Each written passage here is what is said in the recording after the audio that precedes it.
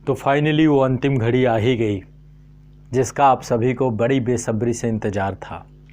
और ये अंतिम घड़ी है परीक्षा का दिन।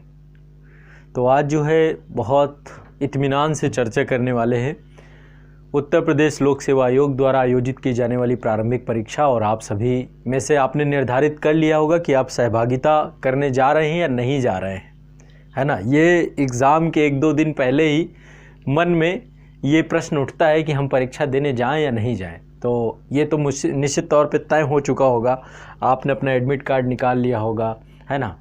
तो फाइनली आप अपने सेंटर की ओर या तो पूरी तरीके से पहुंच गए होंगे सेंटर, या पहुंचने की तैयारी में होंगे, रास्ते में भी हो सकते हैं। और ये वीडियो मुझे लगता है आप लोगों की परीक्षा के दिन के लिए सबसे शानदार वीडियो है और आज आपको पूरा सेशन इसे सुनना चाहिए। इसमें कई प्रश्नों के जो आप लोगों के जवाब हैं, और सबसे बड़ी चीज़ है कि प्रारंभिक परीक्षा में जो 2 घंटे की अवधि आपके जनरल स्टडी के पेपर की है और फिर 2 घंटे की अवधि जो आपके CSET के पेपर की है।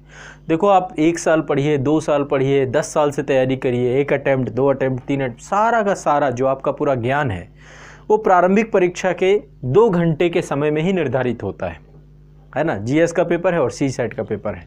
पूरा 1 साल की तपश्चर्या वो परीक्षा के दिन आपकी पता चल जाता है कि आप मुख्य परीक्षा देने जा रहे हैं या नहीं जा रहे हैं। तो ऐसे में ये जो घड़ी आई है, इस घड़ी के लिए मैं आप लोगों के साथ हूँ। और परीक्षा के दिन कितने प्रश्न आप वहाँ करके आएंगे, कैसे नकारात्मक अंकों से बचेंगे, कैसे प्रश्न जो आएंगे वहाँ पर फ्रॉग मेथड कैसे यूज करेंगे। मैंने एक फ्रॉग मेथड के बारे में बताया था आप लोगों को, क्योंकि ये ज़रूरी नहीं है कि प्रश्न पत्र आपकी तैयारी के अनुरूप ही आए।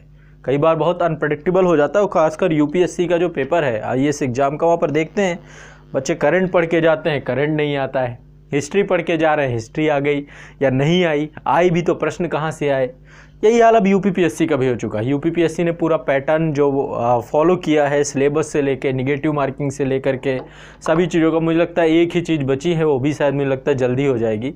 जो प्रश्नों की संख्या भी 150 है, मुझे लगता है कि हो सकता है आने वाले समय में ये भी 100 ही हो जाए। PT में 150 क्वेश्चन पूछता है, क्योंकि मेंस को तो हूबहू कॉपी कर लिया इन्होंने। एक ऑप्शनल हो गया, उत्तर प्रदेश वालों का जो जान था ऑप्शनल सब्जेक्ट समाज कार्य और डिफेंस ख़त्म कर दिए गए। तो ऐसे बहुत सारे कार्य हुए, लेकिन चलिए इन पर बात नहीं करेंगे। आज है ऐसी बात, मैं आप लोगों को कुछ ट्रिक्स बताने जा रहा हूँ, टिप्स बताने जा रहा हूँ कि अब चूँकि अब आपका परीक्षा का दिन सबसे निर्णायक दिन में से एक होता है। देखिए, आप में से 2 चीज़ें हैं। उस 2 घंटे की अवधि में, जो आप परीक्षा वाले दिन में उस 2 घंटे की अवधि में आप जा कर के जो भी उस समय आपके ब्रेन का लेवल होगा, उस समय जो आपका आउटपुट निकलेगा, वो आपकी मनोस्थिति पर ही है। आप कितना मानसिक दबाव में रहते हैं या नहीं रहते। देखो, जब भी हम बड़ी परीक्षाओं की तैयारी करते हैं तो निश्चित तौर पे लाजमी है कि मानसिक दबाव हो, और होता भी है। आप भी मानसिक दबाव से जूझ रहे होंगे, कोई भी छात्र हो। मैं हमेशा कहता हूं कि चाहे आपकी तैयारी बहुत बेहतर हो तो ठीक है, नहीं बेहतर तो ठीक है, मानसिक दबाव तो होना ही होना है। अच्छी तैयारी होगी तो भी मतलब स्वाभाविक है। और जो लोग परीक्षा के इस पूरे दौर पे हैं, तैयारी भी कर रहे थे अभी लगातार, बहुत सारे लोग ऐसे होंगे लगे होंगे उपापोह में, कुछ लोग मेरे मास्टर वीडियो देख रहे होंगे। मैं भी लगातार पूरा टारगेट चला रहा था परीक्षा के अंतिम समय में कि आपका रिवीजन हो जाए। कुछ छात्र अपने नोट्स उठा करके उन्हें पढ़ रहे होंगे, करंट के नोट्स देख रहे होंगे। तो उपापोह की स्थिति भी होती है आप में से अधिकांश।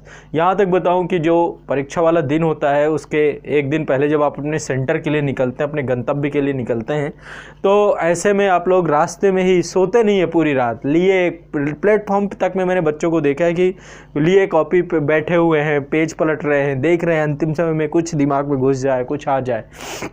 तो जो परीक्षा की रात होती है ना, वो अंतिम रात हो, बड़ी मतलब अपने आप में ऐसा लगता है कि भाई अब ये कैसे कैसे करके बीते और कल का पेपर हो। लेकिन देखो, यहाँ पे बहुत ज़रूरी है कि आप मानसिक स्तर पे कैसे इस एग्ज़ाम को जीतते हैं। पहले तो आपको मानसिक स्तर पे कार्य करना होगा। तैयारी तो आपने कर ली, 1 साल 1.5 साल आपने समग्रता से तैयारी कर ली। आप में से कुछ ऐसे भी होंगे जिन्होंने पूरा सिलेबस भी तैयार नहीं किया होगा।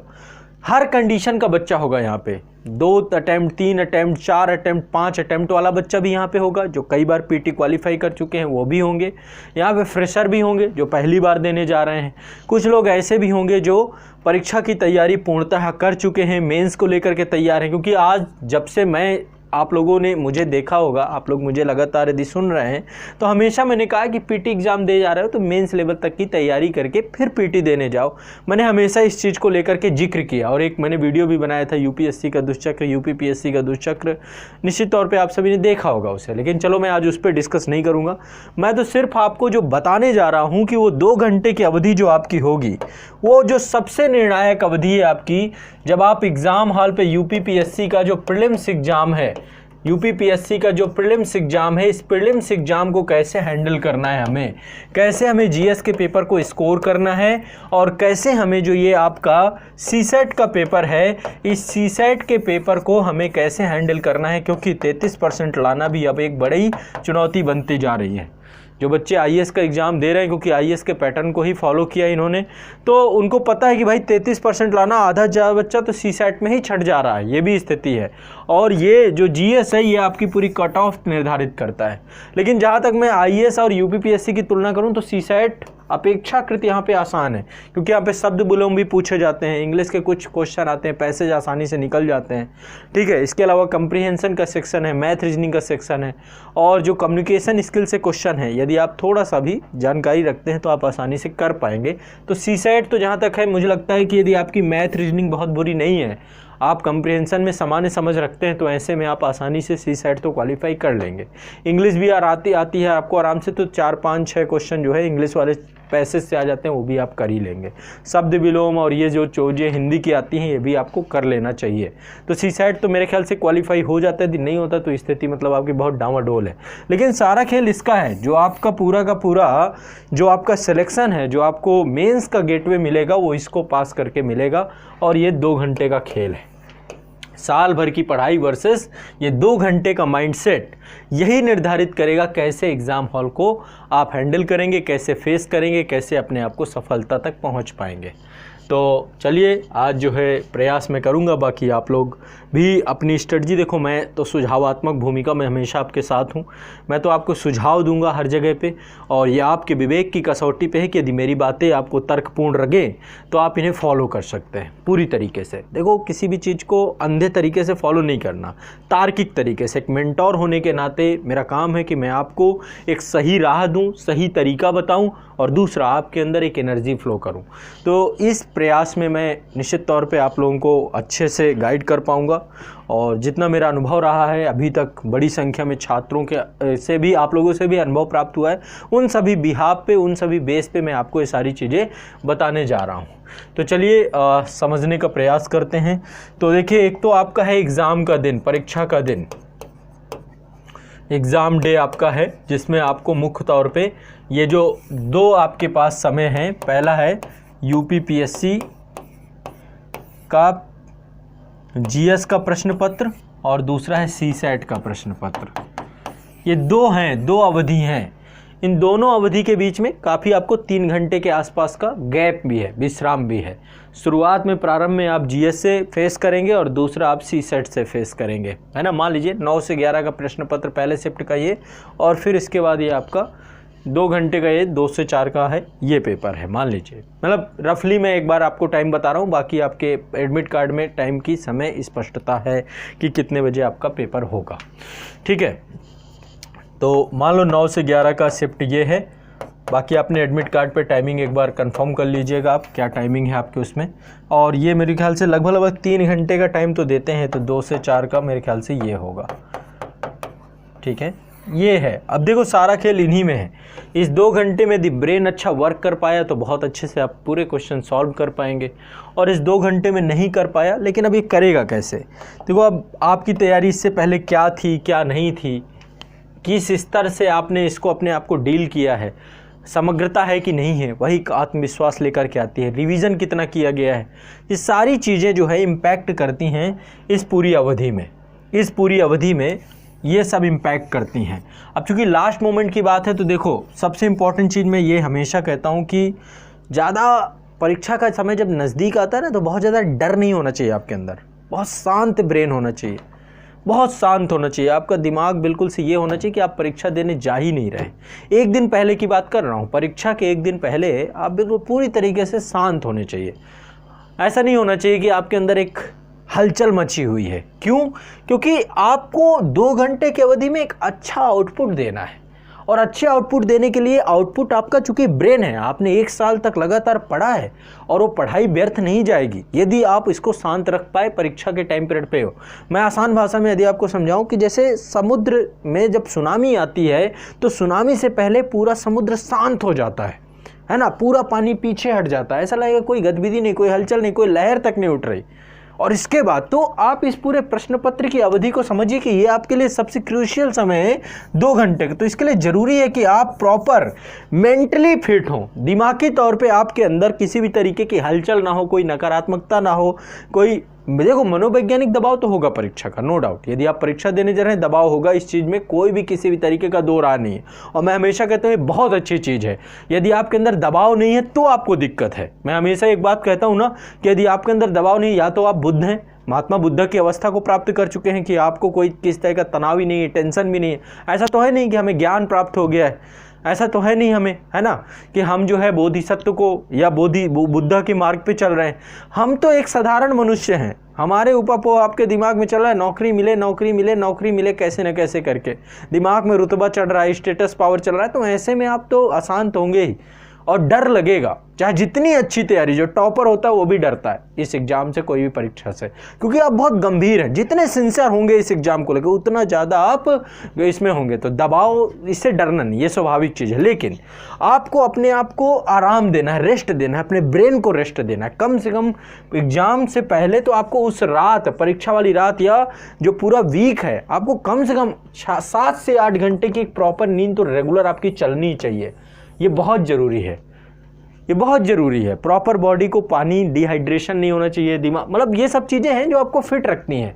फिटनेस पर भी प्रॉपर काम करना है, क्योंकि दिमाग ही स्वस्थ नहीं होगा तो परीक्षा में जितना आपने पढ़ा वो सब भूल जाओगे। फिर वही होगा कि उपापोह की स्थिति में आ जाओगे। अभी देखो मैं परीक्षा वाले दिन नहीं पहुंच रहा हूँ, परीक्षा के दिन के एक दिन पहले हूँ। ये है आपका एग्ज़ाम डे, मैं उसके एक दिन पहले की बात कर रहा हूँ कि एक दिन पहले आपका कैसा होगा। ये परीक्षा के एक दिन पहले का दिन है आपके रेस्ट का डे। इसमें उपापोह वाली बात नहीं है, डर नहीं है। ऐसा महसूस हो, कोई पर्सन आपसे मिले तो वो ये कहे कि यार एग्ज़ाम दोगे भी कि नहीं दोगे, उसे महसूस ही ना हो कि आप एग्ज़ाम देने जा रहे हो। इतनी शांति होनी चाहिए, आराम होना चाहिए बिल्कुल पूरी तरीके से। मैं तो सलाह ये देता हूँ कि इस दिन नहीं पढ़ना चाहिए, लेकिन यदि आप तब भी, अब चूंकि हो सकता है आप मानो ना, आदतें ऐसी हैं। या आमतौर पे कब होता था, जब हम 12वीं में थे या ग्रेजुएशन में थे, तो ग्रेजुएशन में तो होता था कि 1 नाइट फाइट, हम परीक्षा वाली रात को ही पढ़ के जाते थे, पूरी रात पढ़ते थे, सुबह पेपर टिप आते थे। रीज़न, क्योंकि वहाँ पर सिलेबस बहुत ज़्यादा नहीं था, 3-4 यूनिट आप पढ़ के गए, उससे काम हो गया। वही 2020 में वही 10-15 क्वेश्चन पढ़ के गए, उन्हीं में से 3-4 आ गए, करके चले आए। यहाँ पर वो गेम नहीं है ना। आप इसका सिलेबस देखो, एग्ज़ाम का, अपने एग्जाम का सिलेबस देखो। यहाँ पे क्या नहीं है, यहाँ पे आपको हिस्ट्री भी पूछी जाएगी, यहाँ पे आपसे पॉलिटी भी पूछी जाएगी, यहाँ से आपसे ज्योग्राफी भी पूछी जाएगी, यहाँ पे आपसे इकोनॉमी भी पूछी जाएगी, यहाँ पे आपसे साइंस भी पूछी जाएगी, यहाँ पे आपसे करंट भी पूछा जाएगा, ठीक है। और साइंस में भी फिजिक्स, केमिस्ट्री, बायो, सब। यहाँ पे कोई ये नहीं कि केवल साइंस का कुछ पेपर है आपका, यहाँ तो सब कुछ है। क्या नहीं है, एनवायरनमेंट अलग पूछी जाएगी, यूपी स्पेशल से क्वेश्चन अलग आएंगे, ठीक है। इसके अलावा सेंसस से क्वेश्चन पूछेगा आपसे, ठीक है। ये सब मतलब समग्रता, अब आप कह ही नहीं सकते कि ये चीज़ पूछेगा, ये चीज़ नहीं पूछे। और करंट का दायरा बहुत बड़ा है, IR भी पूछ सकता है, साइंस टेक भी पूछ सकता है, एग्रीकल्चर से भी क्वेश्चन पूछ सकता है। तो मल्टीपल डायमेंशन, आपके पास मल्टीपल सब्जेक्ट हैं जिनको आपको एक बार में 2 घंटे की अवधि में देना है। तो अब ऐसा तो है नहीं कि आप एग्जाम के एक दिन पहले ही आप इसके पहले आपको खूब पढ़ाई करनी चाहिए थी, खूब पढ़ाई, 10 से 12 घंटे की पढ़ाई आपको करनी चाहिए थी। लेकिन आप लोग करते कब? एग्जाम वाले दिन। नहीं करना, इस दिन अपने आप को शांत रखना है, ज़्यादा बेहतर होगा। इस दिन तैयारी क्या कर सकते हो, ज़्यादा से ज़्यादा अपना एडमिट कार्ड, मैं हमेशा कहता हूँ कि एडमिट कार्ड की 2 प्रतियाँ आपके पास होनी चाहिए, है ना। आपके पास आपका एडमिट कार्ड होना चाहिए, एडमिट कार्ड की 2 प्रतियाँ होनी चाहिए। पहली प्रति जो आपकी हो, जो ड्रेस आप पहन के जाएंगे एग्जाम वाले दिन, उसके पॉकेट में डाल दीजिए, उसके पॉकेट में आप उसको रख दीजिए। भाई कोई पैंट, कोई ड्रेस पहन के जाएंगे ना आप, तो उस ड्रेस में पहले से ऑलरेडी अपना एडमिट कार्ड, चूँकि ये OMR सीट फिल करनी है, यहाँ पे पूरा गेम आपका OMR सीट का है। तो OMR सीट के लिए जो रेनॉल्ट के पेन आते हैं, OMR सीट वाले मोटे मोटे पेन आते हैं, उनका थोड़ा पॉइंट मोटा होता है, तो ईजिली OMR सीट फिल कर देते हैं। 10 रुपये का पेन आता है एक, आप देख लीजिएगा, मार्केट में आपको मिल जाएगा। कम से कम 2, ये नहीं कि 10, 15, 20, 50 पेन ही लेके जा रहे हो, है ना, वही नहीं संभाले हो रहा है। कुछ होता है ना कि भाई पूरा पैकेट ऑफ फुल है, नहीं, 2 ब्लैक पेन बहुत पर्याप्त है, 2 ब्लैक पेन ले लीजिए, पर्याप्त है। तो आपके पास आपका एडमिट कार्ड 2 प्रति, एक प्रति आपके पॉकेट में, एक प्रति आपके फ्रंट जेब में होना चाहिए। जो फ्रंट जेब है वहाँ पर रहे, क्योंकि बार बार निकालना पड़ता है, या कुछ भी है, ऑटो वालों को दिखा रहे हो, एड्रेस पूछ रहे हो, सेंटर पे जा रहे हो, वहाँ पे ओपन कर रहे हो, गेट पास पे दिखा रहे हो, तो एक प्रति आपकी सुरक्षित रहे। यदि मान लो ये मिस भी हो जाए किसी तरीके से, क्योंकि बार बार इसका काम आएगा, है ना। थोड़ा सा आप जो है 2 फोटो, एक फ़ोटो भी आपके पास होनी चाहिए, कई बार फ़ोटो ब्लर हो जाती है तो दिक्कत होती है। इसके बाद अपना आधार कार्ड भी रख लो, एक आधार कार्ड अपना, मतलब ओरिजिनल फाइल ही रखो, कोई फ़ोटो कॉपी की जरूरत नहीं है बस। और कुछ पैसे वो भी कैश में, ना पॉकेट रखो। पॉकेट के मतलब ये है कि वो जो पर्स होता है ना, पर्स रखने की इसकी ज़रूरत नहीं है आपको, इसकी ज़रूरत नहीं है, क्योंकि इसमें दुनिया भर की चीज़ें भरी हैं। अब सेंटर में क्यों ये सब मजबूरी लेके जाना, जो पैसे ज़रूरत है पैसे डाल लो, पेन रख लो, एडमिट कार्ड रख लो, और एक आपका पहचान पत्र रख लो, बस इतना पर्याप्त, इतनी ज़रूरत है। फ़ोन तो एक मानोगे नहीं, बिना फ़ोन के तो रह नहीं पाओगे, जी नहीं पाओगे, फ़ोन बहुत ज़रूरी है। अब तो क्लास भी करना है तो फ़ोन पे ही आपको क्लासेस भी पर्याप्त मिलती हैं, सारी चीज़ें, तो फ़ोन तो ले जाओगे, सेंटर में जमा हो जाएगा, कोई दिक्कत नहीं है, ये आपके पास होगा। घर वालों से बताना है, बात करना है, नेविगेशन देखना है, ये बहुत ज़रूरी चीज़ हो गई है। एग्ज़ाम हॉल पे नहीं से ले जा पाओगे, ठीक है। और दूसरा, वॉच एक आपके पास होनी चाहिए। वॉच, डिजिटल वॉच या स्मार्ट वॉच नहीं होनी चाहिए। स्मार्ट वॉच तो बिल्कुल पूरी तरीके से ही बैन है, वो पूरा मोबाइल ही है। स्मार्ट वॉच तो मोबाइल से ही कनेक्ट होती है, तो ऐसे में स्मार्ट वॉच नहीं लेना चाहिए आपको एनालॉग एक लेनी चाहिए। एनालॉग वॉच जो आती है एक ले लीजिए, उसको अपने रिस्ट पे रखिए। और बहुत ज़रूरी है, आराम से जो है एक दिन पहले अपना एडमिट कार्ड, बेहतर यही होता है कि आप सेंटर में, जैसे कल एग्ज़ाम है तो आप आज जो है सेंटर में हों, है ना, उसके पास आपने होटल रखा है या कहीं पर भी है, लेकिन फिर भी सब बच्चे अफोर्ड नहीं कर पाते हैं, होटल वगैरह अफोर्ड कर पाना सबके बस की बात नहीं है। तो आप में से बहुत सारे लोग होंगे आज ही निकलेंगे, रात भर रेलवे स्टेशन में निकालेंगे, वही है, संघर्ष के दिन है, उसको भी फील करो, कोई दिक्कत नहीं है, लेकिन कोशिश करो कि थोड़ा सा नींद हो जाए। ऐसा ना हो कि पूरी रात आप जगते हुए जाओ या कुछ भी है, तो इतना अरेंजमेंट आपको अपना खुद का करना चाहिए कि थोड़ा सा रेस्ट होना चाहिए। एग्ज़ाम, आपका एग्ज़ाम डे ये है, जो एग्ज़ाम डे आपका ये एग्ज़ाम डे है, एग्ज़ाम डे आपकी परफॉर्मेंस बेहतर होनी चाहिए। उसकी प्रिपरेशन आपको एक दिन पहले बहुत अच्छे से, रेस्ट से, थोड़ा डाइट को लेकर के भी आपको ध्यान रखना है, सारी चीज़ों को। अब चूंकि कोविड इरा चल रहा है, ठीक है, अब चूंकि कोरोना ज़िंदगी भर के लिए चीज़ें बन गई, तो मास्क भी पहले से प्रिपेयर करके रख लो। सुबह ऐसा ना हो कि आप मास्क ही ढूंढ रहे हो। ग्लव्स ये भी आप रख लो, सुरक्षा रखो कम से कम, अभी ऐसा मत समझो इतने हल्के मत रखो, ठीक है। मास्क, ग्लव्स, इतना चीज़ें कम से कम पहले से ही सेट करके पूरी चीज़ें ओके करके रख लो। बस इतना ही चाहिए और कुछ नहीं चाहिए, बाकी दिमाग जाएगा आपका एग्ज़ाम हॉल पे, और इसी को संतुलित रखना है।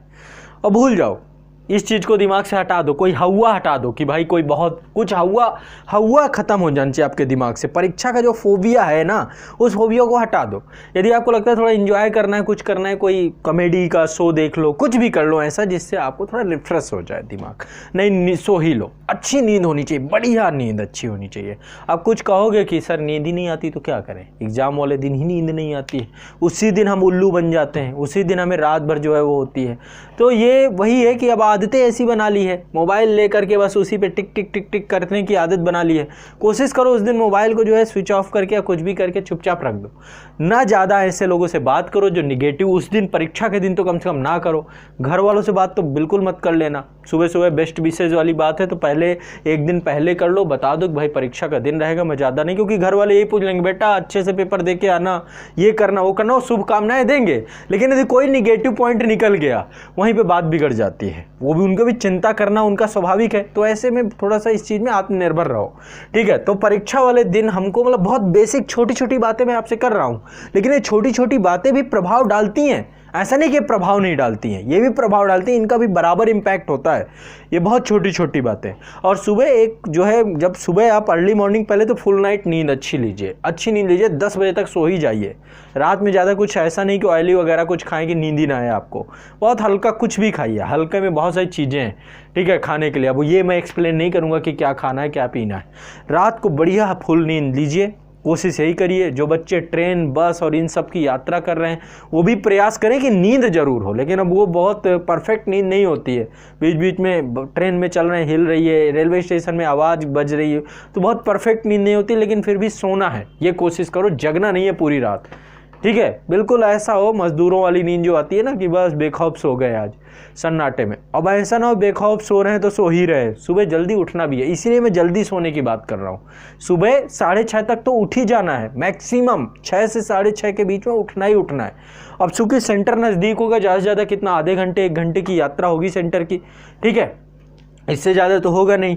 तो ऐसे में कोशिश ये भी करनी चाहिए कि अगले दिन सेंटर आपको आइडेंटिफाइड उसी दिन कर लेना चाहिए। यदि आप पहुंच गए हैं सेंटर के नज़दीक तो एक बार सेंटर भी आइडेंटिफाइड कर लीजिए, पूछ लीजिए, होटल में पूछ लीजिए, किसी से आसपास में कहीं पता कर लीजिए कि भाई सेंटर ये कहाँ पे है स्पष्ट है। कई बार क्या होता है कि सेंटर को ढूंढने में सुबह उसमें बहुत टाइम खराब होता है और ये सब चीज़ें आपकी मानसिकता पे फ़र्क डालती हैं, आपको एक डर का वातावरण आपके अंदर उपाप हो। वैसे एग्जाम का फोबिया है और ये फालतू के फोबिया नहीं होने चाहिए। इन फालतू की चीज़ें कांड से एग्जाम आपका डिफेक्ट नहीं होना चाहिए कैसे भी करके। बहुत छोटी छोटी माइनर बातें हैं लेकिन मुझे चर्चा करना जरूरी लगता है इन बातों को भी, ठीक है। इसके बाद जो है आपको अर्ली मॉर्निंग सुबह उठिए, जिस दिन एग्जाम डे है, जो आपका जिस दिन परीक्षा का दिन है, सबसे इंपॉर्टेंट डे यही है, ठीक है। उठिए, उठने के बाद थोड़ा सा पॉजिटिविटी एक होता है ना, अपने आप को लेकर एक विश्वास, आत्मविश्वास, ये बहुत ज़रूरी है, झलकना चाहिए। लेकिन दिमाग में ये फील मत करिए कि कोई आप बहुत बड़ा जंग जीतने जा रहे हैं। आप जैसे होता है ना, पिकनिक में जाते हैं उत्साह से जाते हैं, कोई हॉलीडे वाला दिन होता है, उत्साह का दिन होता है, एक जोशीला दिन होना चाहिए। आज तो मैं कुछ करके आऊँगा बहुत बेहतर, और आज का दिन निर्णायक बनाना है मुझे अपनी लाइफ में। एक पॉजिटिविटी इस चीज़ की होनी चाहिए आपके अंदर, बहुत मतलब कि जिस चीज़ से आपको बहुत पॉजिटिव मिलती हो, थोड़ा सा देखने के बाद आपको बहुत खुशी मिलती हो, ऐसी चीज़ों को। और फिर आराम से बढ़िया सुबह रेडी होइए, तैयार होइए, तैयार होकर के सुबह थोड़ा सा ब्रेकफास्ट करिए, थोड़ा ही करिए, ज़्यादा नहीं, फल फ्रूट खा सकते हैं कुछ भी, है ना, 2 केले ही खा लीजिए, बढ़िया होता है। थोड़ा सा बादाम उधर, यदि कुछ वैसे बाहर रहोगे तो क्या अवेलेबल होगा, लेकिन फिर भी फ्रूट्स तो हर जगह उपलब्ध है, वही खा लीजिए आप। दही यदि मिल जाता है दही खा लीजिए, कुछ लोग तो मतलब इसे शुभ मानते हैं, लेकिन फिर भी ये आपके ब्रेन को पॉजिटिव बनाने का कार्य करता है, ठीक है। हल्का खाइए, नहीं कि सुबह समोसे पा गए तो यही तेलीय चीज़, उस तरीके की चीज़ें नहीं। हाँ, चाय की आप लोग की हैबिट रहती है, बिना चाय के उसका तो दिमाग ही काम नहीं करता है, तो भैया यदि आदत डाल रखा है तो फिर वो भी ले लो, ऐसी को मतलब वो बात नहीं है। तो मतलब 7 साढ़े 7 बजे तक अपने रूम से निकल जाओ। यदि 9 बजे का पेपर है तो 7 साढ़े 7 बजे तक निकल जाओ, ताकि मुश्किल 8:30 मैक्सिमम जो है 8 बजे तो सेंटर पहुंच ही जाना है, क्योंकि यदि 9 बजे से पेपर है तो 8:30 एंट्री टाइम होता है, आपको एंट्री करना है। और 8 बजे मैं इसलिए कर रहा हूँ, पहुँचना है, पहले अपना सेंटर आइडेंटिफाइड करना है कि आप सही सेंटर में हैं जहाँ पे आपका होगा। सेंटर के बाहर आपको एक जो है वहाँ पर पर्चा भी लगा दिया जाता है, जिसमें आपका रोल नंबर होता है, रूम नंबर होता है, दोनों चीज़ होती हैं, किस रूम पे आपको जाना है सेंटर के, ठीक है। तो ये भी आपको अपना स्पष्ट कर लेना, बिल्कुल क्लियरिटी हो। अपने दोस्तों से मैच कर लीजिए, जो वहाँ पे आसपास बहुत सारे लोग खड़े होंगे, उनसे भी मैच कर लेंगे, भाई सेंटर सही है, हाँ ठीक है, ओके, सारी चीज़ें भर के इत्मीनान के साथ। तो सुबह अर्ली मॉर्निंग उठना है, उठने के बाद रिफ्रेश होना है, नाश्ता करना, अपने सेंटर के लिए पहुँचना है। अब पॉकेट में पहले से ही आपने एडमिट कार्ड रख रखा था तो सुबह कोई भाग दौड़ नहीं है, है ना, पहले से निर्धारित कर रखा था। ड्रेस में एक एडमिट कार्ड रखा हुआ है, 2 पेन डाल रखे हैं, बाकी पर्स आपने दूर रखा है, फ़ोन है, अब सेंटर में फ़ोन आराम से जमा करिए, है ना। ये सब बहुत बेसिक बातें बता रहा हूँ। अब सेंटर में देखो बड़ा मज़ा आता है, वहाँ पे देखेंगे कुछ लोग उतर रहे हैं ऑटो से, हाथ में पकड़े हुए हैं, कोई किताब पकड़ा हुआ है, कोई मोबाइल में वीडियो देख रहा है और नोट्स देख रहा है, हाथ में खड़े खड़े पढ़ रहे हैं। देखिए कितना अब इसको आप देख के इंजॉय भी कर सकते हैं लोग, मतलब उपाप हो, इतना अंतिम समय का डर कि यार कुछ पढ़ लेते हैं शायद कुछ फंस जाए, अरे क्या होगा। आप एक ऐसे बाग में खड़े हैं जहाँ आप देखिए, ये बाग है आपका, ये बाग है, इतने सब्जेक्ट हैं। करंट की आप मैगजीन लिए होंगे, इस बार यूपीएससी वाले करंट के लिए गए थे, देखा करंट के कितने क्वेश्चन है, कुछ पता नहीं है इस एग्जाम में, इसलिए पहले से सब प्रिपेयर होना है आपको। लेकिन अब उस समय का डर, भय, उपापो, उसमें तो फिर यही है, किसी ऐसे आम के बाग में खड़े हैं जहाँ पे आम ही आम पड़े हैं, सब उठाना है, और सब उठाएंगे कुछ नहीं मिलेगा, ये स्थिति आपकी हो जाएगी, कुछ भी नहीं मिलेगा, ये कंडीशन हो जाती है, एक भी आम लेके नहीं जा पाओगे। तो ऐसे में बहुत शांत रखना है। और मैं तो हमेशा आपको एक फंडा बताता हूँ कि सुबह सुबह आप जो है एक रिफ्रेशमेंट के लिए ब्रेन को, यदि आप कोल्ड ड्रिंक पीते हैं, ऐसा नहीं मतलब ज़बरदस्ती, कुछ लोग नहीं भी पीते हैं, तो आप एक कोल्ड ड्रिंक ले करके गटक सकते हैं पूरा, वो दिमाग को ठंडा कर देगा आपके, यदि अवेलेबल है वहाँ पर आसपास। तो ज़बरदस्ती नहीं, मैंडेटरी नहीं गए, सर ने मैंडेटरी कर दिया। या एनर्जी ड्रिंक पी सकते हैं, बहुत सारी एनर्जी ड्रिंक भी आती है, कुछ लोग एपी फिज पीते हैं, जो पसंद आए, थोड़ा सा ठंडा एक बढ़िया आराम से गटकते हुए देखिए लोग कैसे, थोड़ा इंजॉयमेबल, मतलब ऐसा है कि सुबह बहुत, अभी क्योंकि पूरी प्रोडक्टिविटी तो हमें जैसे एग्जाम हॉल पे इंटर करना है, यहाँ पे देना है, लास्ट मोमेंट ये नहीं कि पागलों की तरह बस लगे हुए हो, यहाँ पे आपका ब्रेन पूरा एक्टिव ब्रेन होना चाहिए। ये नहीं कि पहले से ही थका दो उसे, पहले ही कंफ्यूज कर दो उसे, है ना। ज़्यादा किसी से बात ना करो, नहीं तो और कंफ्यूज कराते होते हैं। भाई ये याद कर क्या है, आपने नहीं पढ़ा उसे, बात किया, अरे यार मुझे ये देख लेना चाहिए, फिर उसके पीछे पड़ गए। अरे आपको एग्ज़ाम देना है भाई, अब आप एग्ज़ाम के टाइम पीरियड में आप देख भी लोगे तो कोई फ़ायदा नहीं है। क्या गारंटी है क्या आएगा क्या नहीं आएगा। तो ऐसे में जो करना है सब पहले खूब मेहनत कर चुके हो, खूब रात दिन पढ़े हो, तो उसका यहाँ पे तो बिल्कुल रिलैक्स ब्रेन होना चाहिए। ऐसा ब्रेन नहीं होना चाहिए, नहीं तो फिर निश्चित तौर पे बता रहा हूँ कुछ नहीं होगा। फाइनल सिलेक्शन तो ऐसी कंडीशन में नहीं हो पाता, किसी भी कंडीशन में। तो इसके बाद आराम से जो है अपना, जब आप यूपीपीएससी का जो ये पूरा का पूरा पीटी का एग्ज़ाम है, अब आप सेंटर के अंदर प्रवेश करेंगे 8:30 के आसपास, लगभग सेंटर के डोर खुल जाते हैं सभी के, ठीक है। आप अपने सेंटर पे प्रवेश करेंगे। प्रवेश करने में जो भी आप एक बार इंश्योर कर लें कि कोई भी अराजक तत्व, आपके अराजक कोई ऐसी सामग्री नहीं पहुंच पा रही है।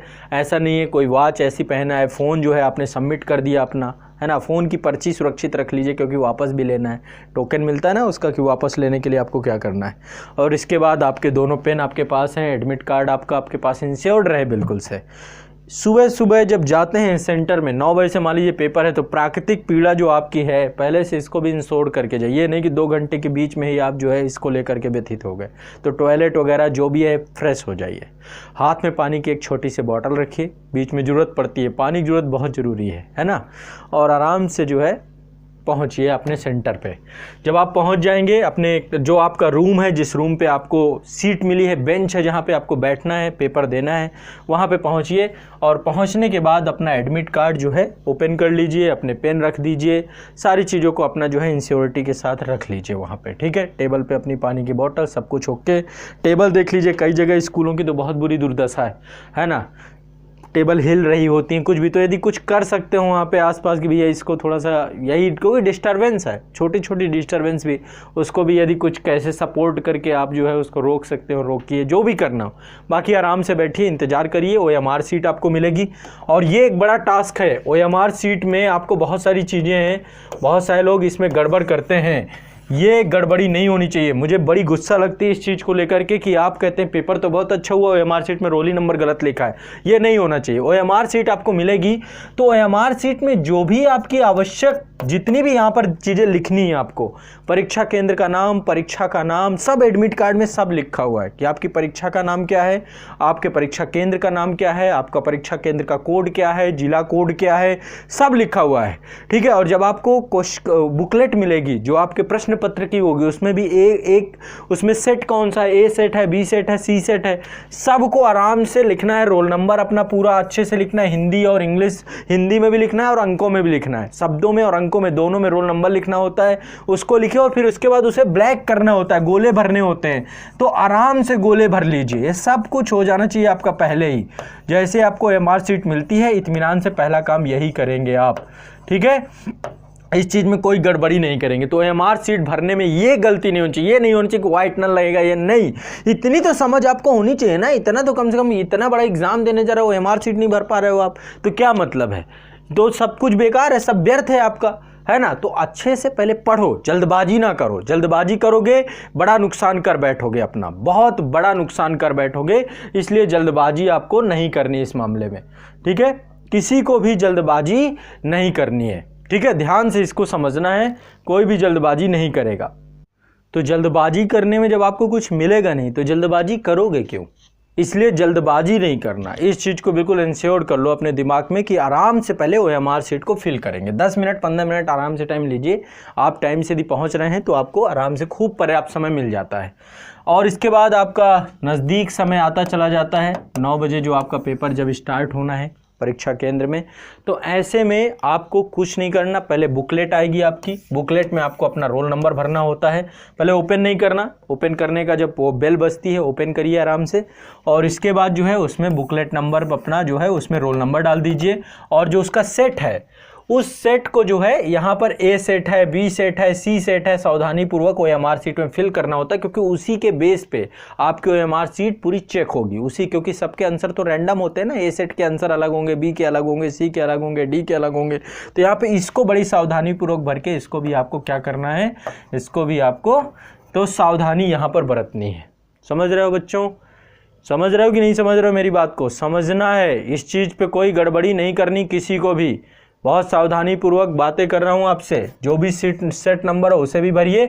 अब इसके बाद OMR शीट एक तरफ रख दीजिए, ठीक। अभी अटेंडेंस वाले भी आते हैं बीच में, थोड़ा सा 2-4-5 मिनट बीच में अटेंडेंस जब आपकी, और अटेंडेंस ज़रूरी है। अटेंडेंस वाला जो वो है, यदि नहीं कराया जाता किसी सेंटर पे, वैसे सबकी जिम्मेदारी होती है, अटेंडेंस होती है, लेकिन फिर भी आप भी ध्यान रखिए कि बीच में अटेंडेंस भी आपको लगानी है कि आप उपस्थित थे उस पूरे उसमें, ठीक है। उसमें भी आपको OMR शीट नंबर और बुकलेट नंबर, रोल नंबर और साइन भी करने होते हैं, सारी चीज़ें आपको भरनी होती हैं अपनी, ठीक है। अब इसके बाद OMR शीट एक जगह रख दीजिए, एडमिट कार्ड रख दीजिए, सब कुछ रख के अपना प्रश्न पत्र उठा लीजिए। अब मैं यहाँ पे आपको बहुत अच्छी बात बताने जा रहा हूँ। आपके टोटल 150 क्वेश्चन आने हैं, 150 क्वेश्चन। अब देखो, एग्ज़ाम के एक दिन पहले आपको इस चीज़ को लेकर प्रिपेयर होना है। परीक्षा में जाने से पहले इस चीज़ को मेंटली प्रिपेयर हो जाना है। किस चीज़ के लिए प्रिपेयर होना है कि 150 क्वेश्चन जो GS के आएंगे, मैं इसी पेपर की स्ट्रेटजी बता रहा हूं आपको।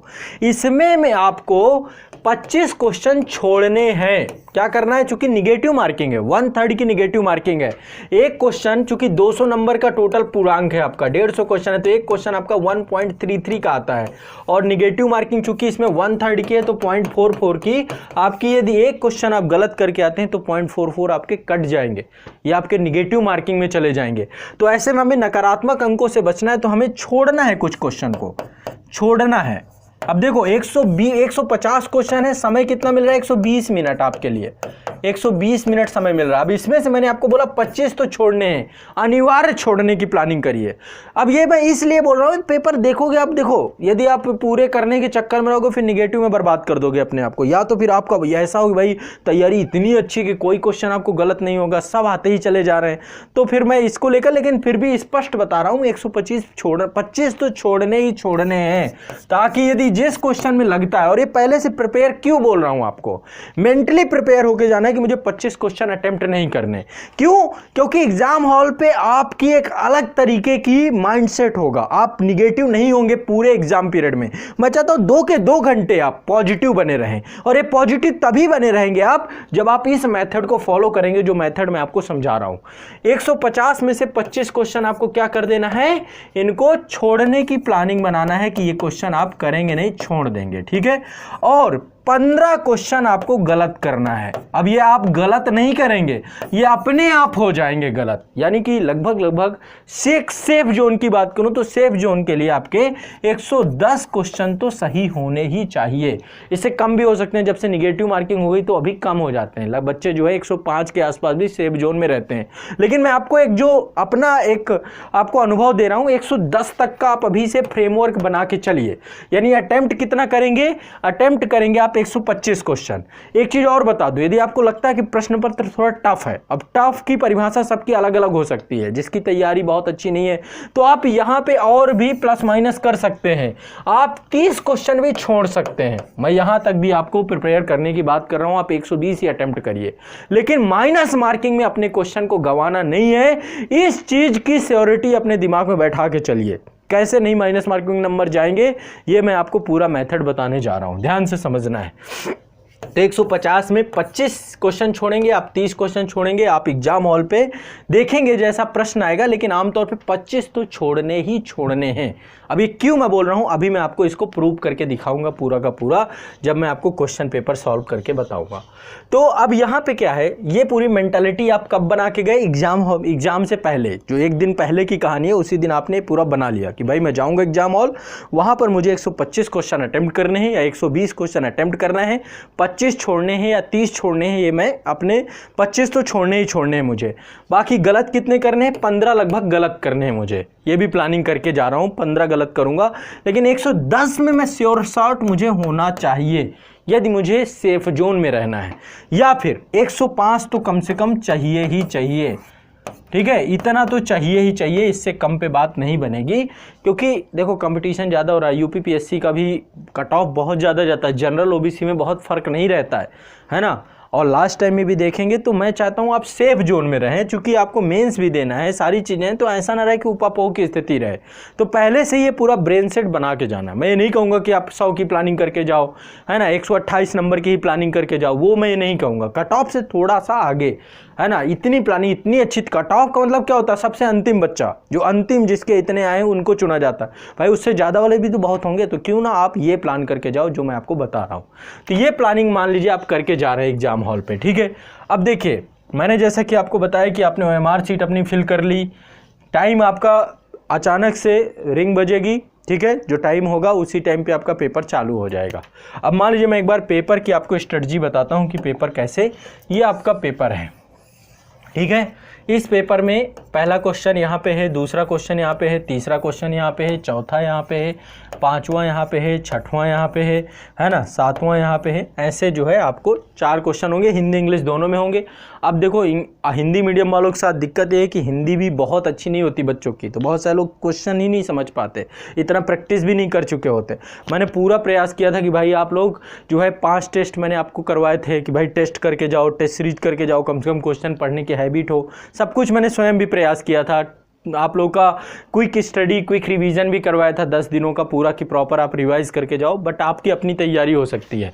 तो बट यहाँ पे आपको ये भी प्रिपेयर रहना पड़ेगा कि जो चीज़ हिंदी में स्पष्ट नहीं हो रही है, थोड़ा सा इंग्लिश का भी प्रश्न पत्र, मतलब इस चीज़ के लिए प्रिपेयर रहना है, इस चीज़ के लिए तैयार रहना है ना। थोड़ा इंग्लिश में भी देखना है, ऐसे में थोड़ा सा क्वेश्चन गलत होते हैं। UPSC के देख लीजिए, आपको पता चल जाएगा।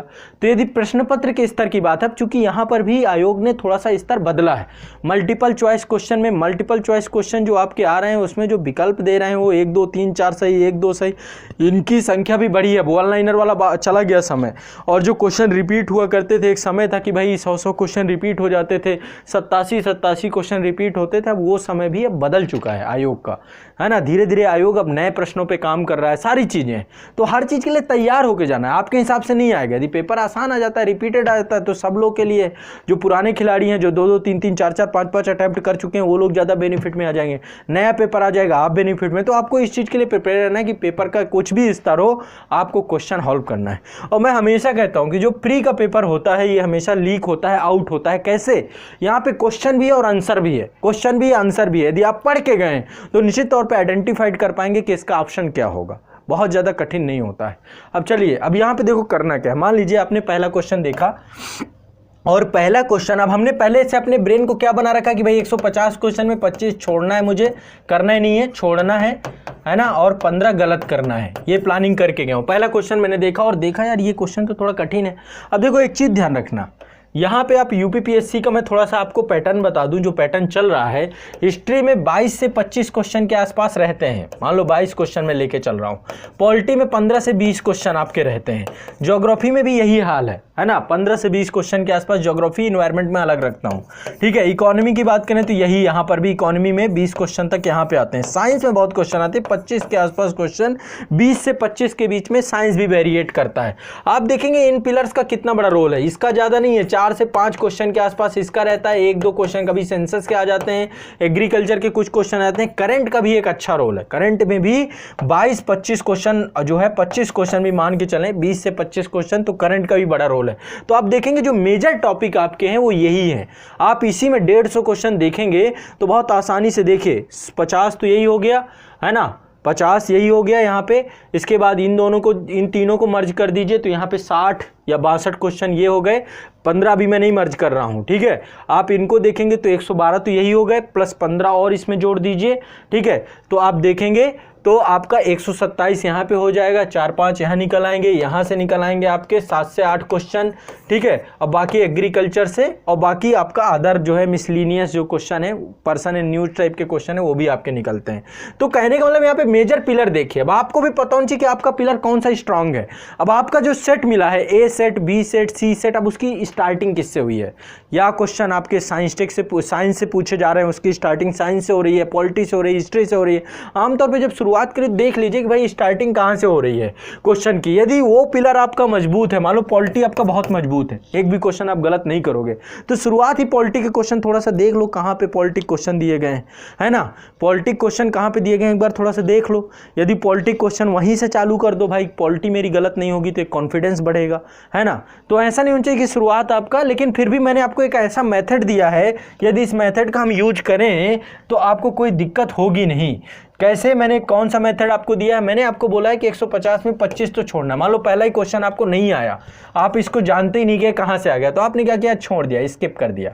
भाई कोई स्किप करना है इसलिए क्योंकि इसका कोई निगेटिव मार्क नहीं है।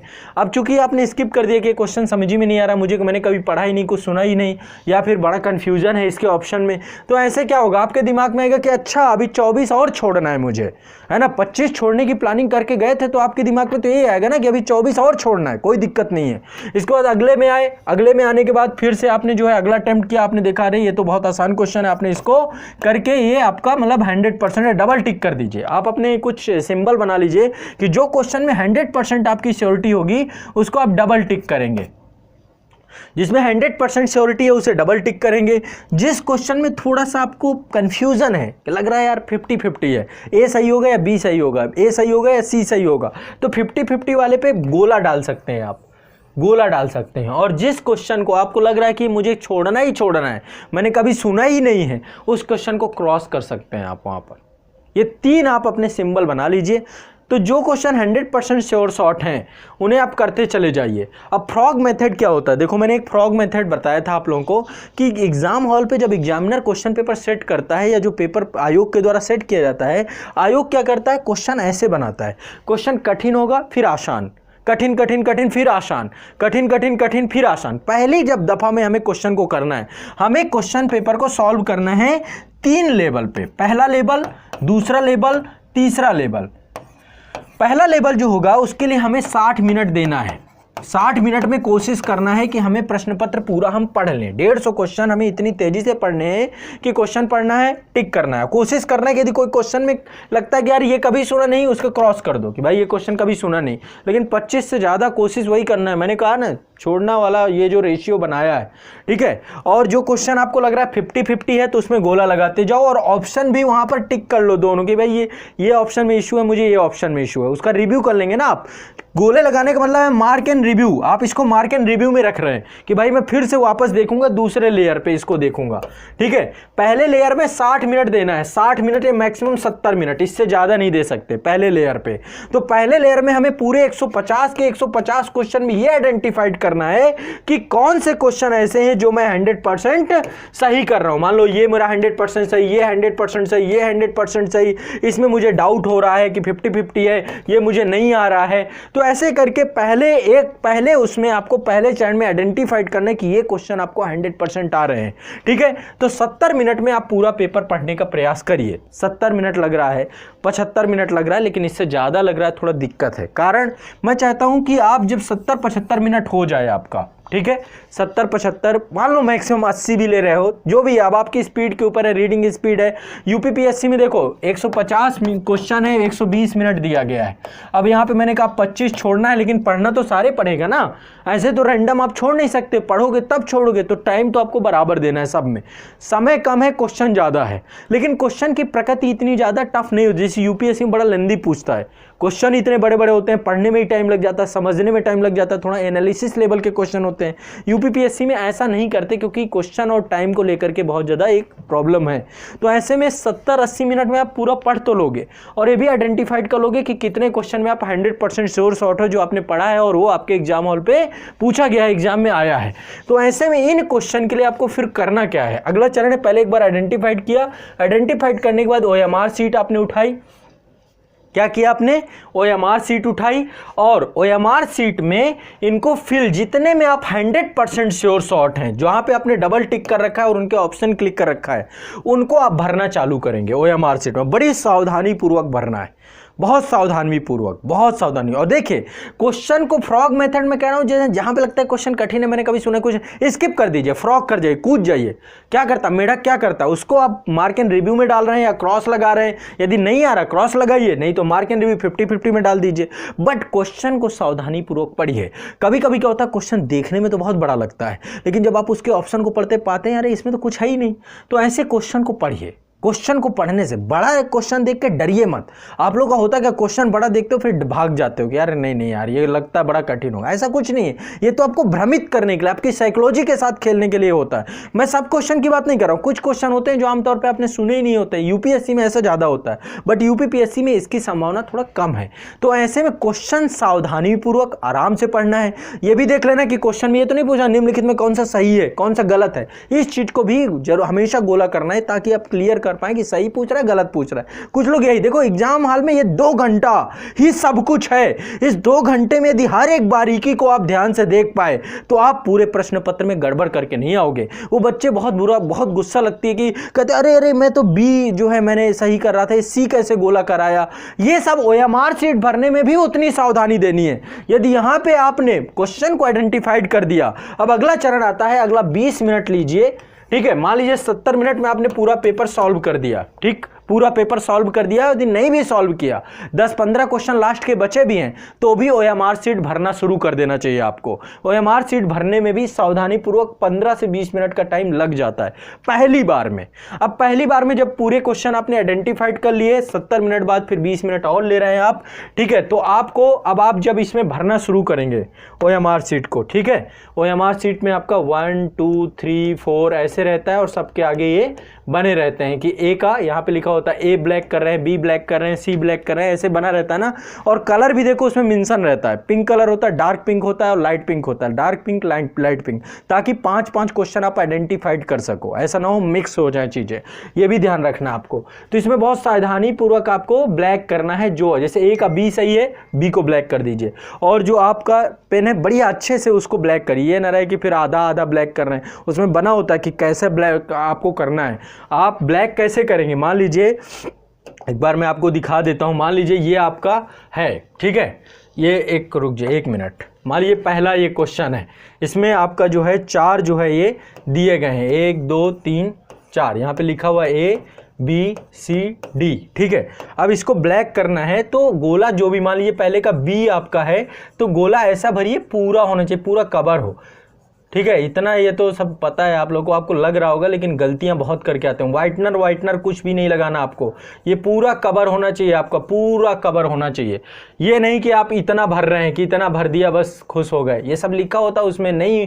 और ये मशीन का काम है, यहाँ पे ऐसा थोड़ा रैंडम कोई व्यक्ति आपको चेक करेगा, ओएमआर मशीन आपकी कॉपी चेक करेगी, और ऐसे में यदि आप गड़बड़ करके आओगे रिजेक्ट हो जाएगी कॉपी। वाइटनर कुछ नहीं लगाना, ये भी नहीं लगाना है, क्रॉस ये सब नहीं लगाना है, आपको ब्लैक करना है। उसमें साफ निर्देश दिए होते हैं ओएमआर के पीछे, देख लीजिएगा एक बार, ठीक है। तो मैं यहाँ पे ये कह रहा हूँ कि ओएमआर सीट आप सावधानी पूर्वक भरेंगे, 10 से 15 मिनट बहुत है, पर्याप्त है।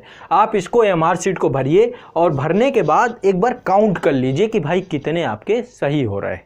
यदि पहले ही बार में आप 100 से ज़्यादा स्कोर कर पा रहे हैं, बहुत अच्छी बात है, मतलब आपके लिए ये गुड न्यूज़ है कि आप चयनित हैं उस परीक्षा में। पहली बार में जो 100% श्योर शॉट है, देखो आपको लगेगा कि भाई पहली बार में आपने 105 अटैम्प्ट कर लिए, 100 से ज़्यादा अटैम्प्ट कर लिए, ये तो आपको लग रहा है, लेकिन इनमें से कुछ गलत पक्का होंगे, वो आपको नहीं पता है ना। वो जब आप आंसर की मिलाएंगे या कुछ भी करेंगे तो 2-4 क्वेश्चन इधर उधर हो ही जाते हैं। लेकिन पहली बार यदि संभावना है कि 100 से ऊपर जा रहे हो आप, तो बहुत अच्छी आपके लिए गुड न्यूज़ है कि आप बहुत बेहतर कर पाओगे, ठीक है। तो पहली बार में आप काउंट कर लीजिए, 105 100 से ऊपर सही हो रहे हैं तो आपको 50-50 वाले में, मान लो ये आपने 150 क्वेश्चन किए, 150 में से 25 आपने छोड़ दिए, 100 आपने 100% श्योरिटी के साथ सही किए हैं। आपने 100 क्वेश्चन 100% श्योरिटी के, लेकिन बात इतने से नहीं बने क्योंकि इसमें भी 4-5 क्वेश्चन गलत होने ही होने हैं।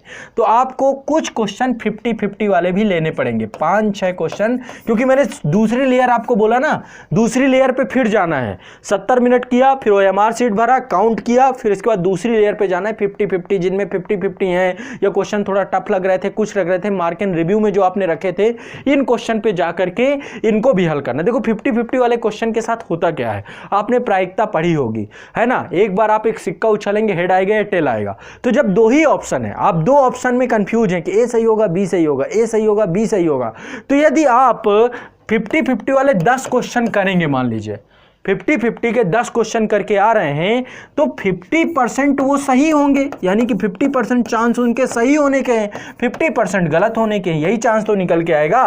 तो ऐसे में क्या निकल के आएगा, ऐसे में ये निकल के आएगा कि 10 में 5 तो सही होने ही हैं। 5 का मतलब इसको 1.33 से आप कर दीजिए, तो आपको मतलब माइनस मार्किंग से ज़्यादा आप पॉजिटिव मार्क्स ले आएंगे, ये भी होता है। तो जब कभी ऐसा हो 100 से ऊपर आ रहे हैं तो 10 क्वेश्चन आप रिस्क में ले जा सकते हैं 50-50 वाले, तब भी आपके 105 सही हो जाएंगे। बाकी जो आपके गलत होंगे वो माइनस मार्किंग में, वो सारा कुछ आपका ओवरऑल कंक्लूड हो जाएगा। तो पहला श्योरिटी तो ये रखना है। अब ये प्रश्न पत्र के प्रकृति के ऊपर भी रहेगा, कभी कभी प्रश्न पत्र आसान आ जाता है, तो कट ऑफ को मैं भी यहाँ पे नहीं लूंगा, मैं सिर्फ आपको एक इतना बता रहा हूँ कि यदि 105 प्लस पहुँचते हैं आप सेफ जोन में हैं, कोई दिक्कत नहीं आपको किसी भी तरीके से, ठीक है। और आमतौर पे इससे ज़्यादा कोई होता ही नहीं है, मामला सब इतने के आसपास ही रहते हैं। तो पहला चीज़ तो ये श्योर कर लेना है आपको आराम से ये चीज़, और फिर दूसरे लेयर पे जाना है, दूसरे लेयर पे आपको 50-50 देख लेना है। फिर तीसरा लेयर है आपका रिव्यू का। अब देखो ज़्यादा टाइम बचा कहाँ, 70 मिनट आपने ये किया, 15 मिनट मान लो OMR सीट सावधानीपूर्वक भरने में लग गई आपको। OMR में गलती मत करना, ये जाके बाद में फिर बात नहीं होनी चाहिए कि मेरा B सही था मैं C भराया, C सही था D भराया, ये नहीं होना चाहिए। OMR C बहुत आराम से भरना, इसलिए मैं 15 मिनट बहुत दे रहा हूँ आपको टाइम, बहुत ज़्यादा टाइम है, इतना भी टाइम नहीं लगता है। और ऐसा मत भरना कि बिल्कुल उसको कर रहे हो फट ही जाए, वो ऐसा भी मत करना, आराम से बिल्कुल स्मूथली। वो रेनॉल्ट के पेन ही आते हैं OMR सीट के लिए, ब्लैक पेन आते, थोड़ा मोटा रहता है पॉइंट, तो आराम से उससे भर सकते हैं। तो आपका जो है ये आपका हो जाएगा 85 मिनट के आसपास, यहाँ पे आपका निकल जाएगा। 5 मिनट बीच में वो जो अटेंडेंस होता है कुछ होता है, तो भी मान लीजिए 5 मिनट मान लो, 90 मान लो, 90 तक में आप पहला लेयर कराएं। अभी भी आपके पास 120 मिनट में 30 मिनट बचे हुए हैं। 30 मिनट में आप दूसरे लेयर का 10 मिनट 15 मिनट यहाँ पे लिया, 10-15 मान लो, 10-15 या 20 मिनट आपने यहाँ पे ले लिया कि क्वेश्चन देखा, अच्छा इस क्वेश्चन का ये लग रहा है मुझे, जो आपको लगे, जिस पे इंट्यूशन आए, बार बार आपको लगे कि हाँ ये चीज़ सही हो सकती है, ये चीज़ सही हो, तो जो पहले क्लिक करे, पहला क्लिक जो कंफ्यूजन नहीं क्रिएट करना, पहला क्लिक जो है उसको साथ साथ आप OMR सीट को साथ साथ भरते जाओ। जैसे मान लो 50 नंबर क्वेश्चन है, 50 नंबर पे आप कंफ्यूज थे AB में, तो 50 नंबर का आपको लगता है B सही है, साथ में ही OMR सीट भर दो, ये ना रहे कि बाद में भरूंगा, अब टाइम नहीं है आपके पास, ठीक है। साथ साथ इनको भी क्लियर करते जाओ। और 25 जो छोड़ने वाली पॉलिसी, उसे गड़बड़ मत करना, उसको मत छूना, नहीं सुना मत करना, माइनस में जाओगे लिख के ले लो। 50-50 वाले को ही छेड़ना है आपको बस, क्योंकि उसकी प्रायिकता है 50%। यदि 10 क्वेश्चन कर रहे हो तो 5 तो सही होने ही होने हैं उसमें, ऐसा नहीं होगा, इतना भी बड़ा दुर्भाग्य नहीं है आपका, ठीक है। तो ये आपको दिमाग में बैठाना है। तीसरा लेयर है कि एक बार फिर से चेक करना, OMR सीट में कोई कमी नहीं है, लास्ट का 5 मिनट जो आपका बचता है OMR सीट में कोई कमी नहीं है, रोल नंबर अच्छे से भरा है, जो मैंने छोड़ा कोई क्वेश्चन छोड़ा तो नहीं है, किसी पे वो तो नहीं कर दिया, एक बार सारी चीज़ें एक बार रिव्यू कर लिया। और इसके बाद लास्ट में भी टाइम मिलता है तो देख लेते हैं कि यार अब फिर काउंट कर लेते हैं, कोई वो है तो एक बार 1-2 क्वेश्चन और इधर उधर करना है तो कर दिया। इसके बाद इत्मीनान से कॉपी जमा करिए, इत्मीनान से बाहर आइए, निश्चिंत रहिए। यदि ऐसा है तो पेपर बहुत शानदार आपका चला जाएगा। यदि पहली बार में आपके 90 ही सही हो रहे हैं, 90 से नीचे भी जा रहे हैं आप, है ना, मान लो 85 ही सही हो रहे हैं आपके अनुसार, ये तो मैं 100 की बात में बात कर रहा था कि भाई पहली बार में 100 सही हो गए। मान लो पहली बार में आपने किया, पहले 70 मिनट जो आपके थे क्वेश्चन पेपर करने के बाद जब आपने OMR सीट भरा, आपने पाया 80 या 85 ही हो रहे हैं आपके, मामला गड़बड़ है आपका, कुछ नहीं होने वाला भाई। 5 आपके वैसे भी गलत हो जाएंगे, तो आपको लग रहा है कि 85 सही हो रहे हैं, तो ऐसे में फिर 50-50 दूसरे लेयर में आपको 50-50 लेना है। 50-50 जितने भी आपके हों कर डालो, छोड़ो मत, ऐसे भी जाएंगे वैसे भी जाएंगे। यदि पहली बार में 50-50 फिर जितने भी आपके 50 हो रहे हो, 50 नहीं छोड़ना, 50% तो आपका होगा, तो भी आप उसमें मामला आपका बन जाएगा। और यदि पहली बार में आपकी हालत ये है कि 70 ही सही है, कुछ भी सही है, सब लगा डालो, फिर अक्कड़ बक्कड़ बम्बे बोल, 80-90 पूरे 100 जैसे भी और करके करना पड़ेगा फिर, क्योंकि वैसे ही मर रहे हैं तो फिर कायदे से मरे।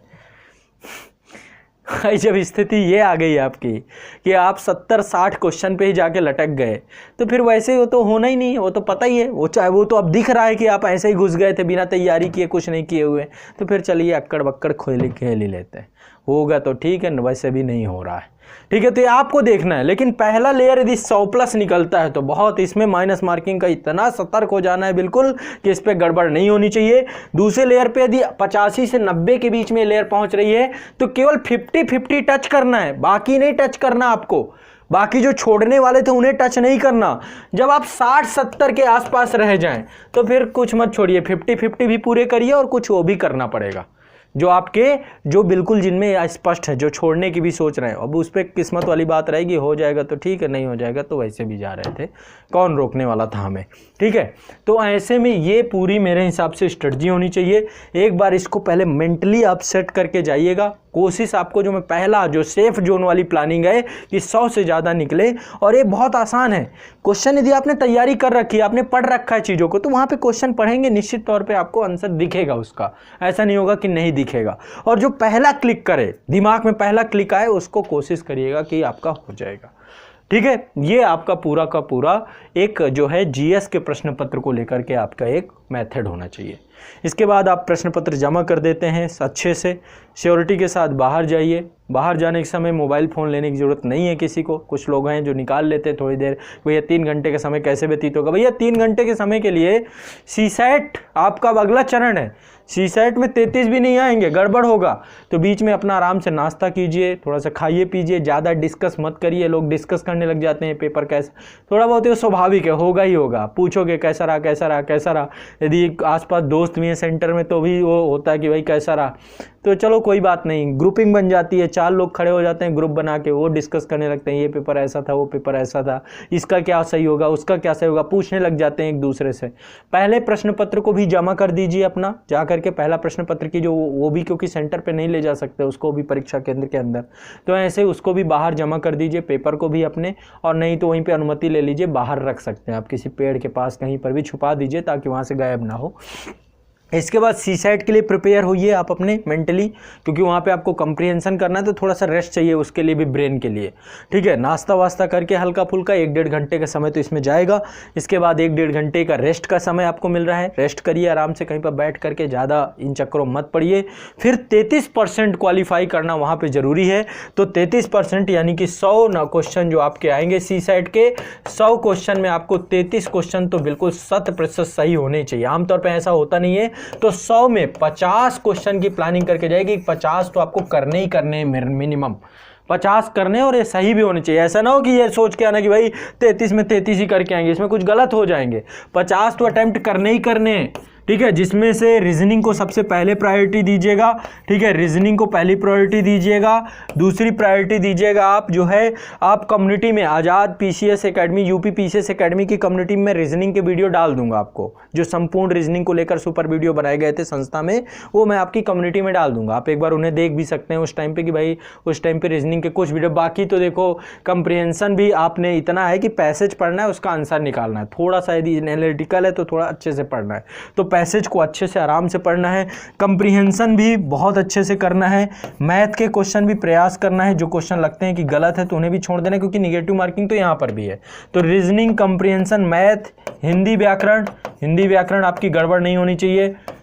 इससे इंग्लिश का पैसेज वो भी आसानी से निकल आता है। इतनी इंग्लिश तो पता ही होनी चाहिए आपको कि इंग्लिश का पैसेज आपको कर ले।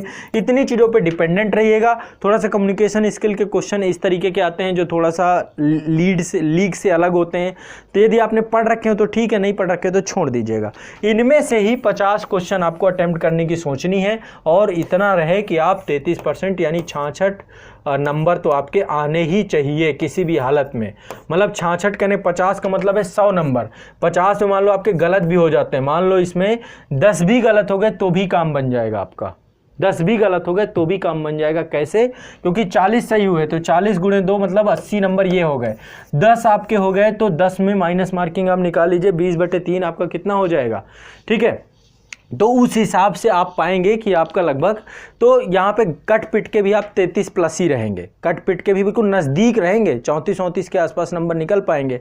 लेकिन कोशिश यही करना है 50 हो, 45 के आसपास आपके सही होने चाहिए। कम से कम की बात है कर रहा हूँ, ये न्यूनतम 33% लाने, तब भी 50 अटेम्प्ट करके 45 सही करने पड़ेंगे सीसैट के क्वेश्चन। और नहीं सीसैट गया तो सब गया। इसलिए सीसैट के पेपर को सीरियस लेना। जीएस की कॉपी चेक भी नहीं होगी यदि 33% क्वालिफाई नहीं कर पाए। तो इसको बहुत बारीकी से समझना है। अब देखो, कट ऑफ ज़्यादा इसलिए जा सकती, कट ऑफ जाने का रीज़न क्या है?